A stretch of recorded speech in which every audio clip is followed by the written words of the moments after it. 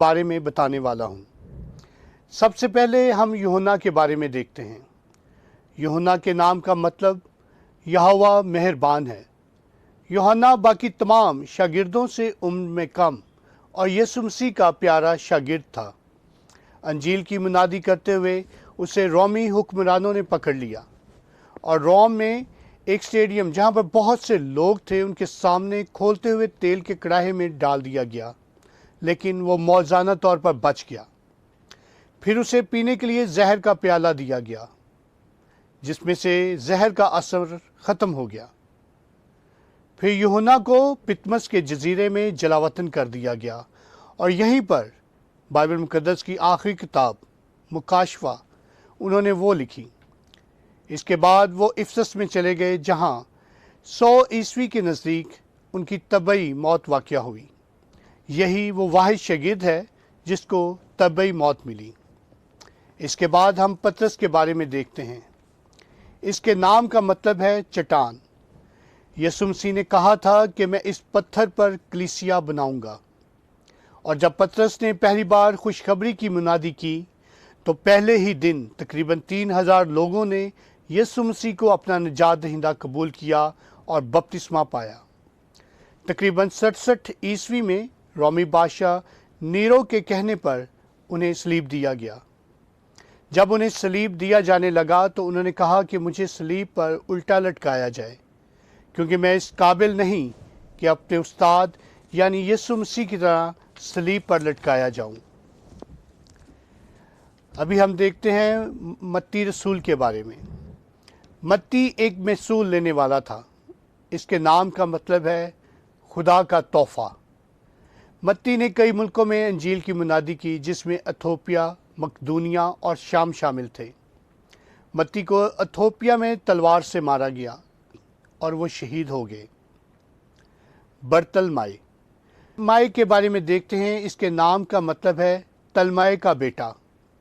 इसने मत्ती की अंजील को इब्रानी में तर्जमा भी किया था।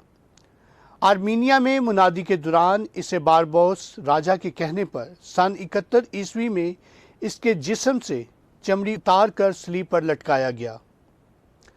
मुकद्दस तोमा। तोमा के नाम का मतलब है जुड़वा।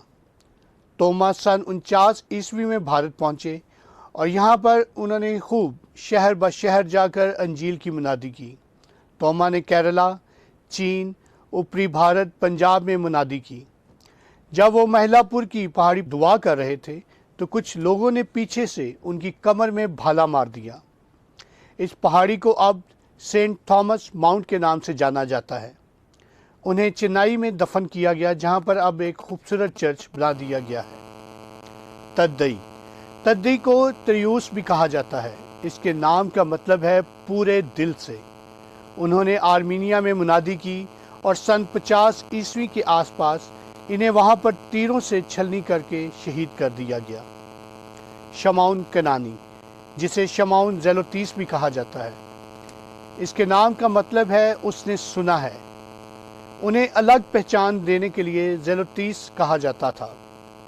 ये तकरीबन 40 वर्ष का था जब यीशु मसीह का शागिर्द बना। इसने इंग्लैंड के लंदन में भी मुनादी की। इनकी शहादत के बारे में मौरखीन मुख्तलिफ ख्याल पेश करते हैं।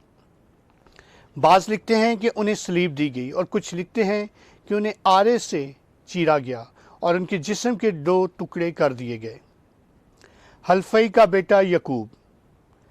इस शागिर्द का जिक्र अनाजील में सिर्फ 2 ही मरतबा आया है। कहा जाता है कि यीशु मसीह के आसमान पर उठाए जाने के बाद इन्होंने यरूशलेम में रहकर यहूदियों में ही तालीम दी। इसे हैकल के कुंगरे से नीचे गिरा दिया गया, फिर भी ये मरा नहीं। फिर इस पर पथराव किया गया। इसको सन 54 ईस्वी में शहीद किया गया। हेरोदिस इंतपास के दौर में इसे मारा गया। इंद्रियास। ये पतरस का छोटा भाई था। इसके नाम का मतलब है बहादुर, जो सबसे पहले यीशु का शागिर्द बना और इसी ने अपने भाई पतरस को बताया कि हमें ख्रिस्तुस मिल गया।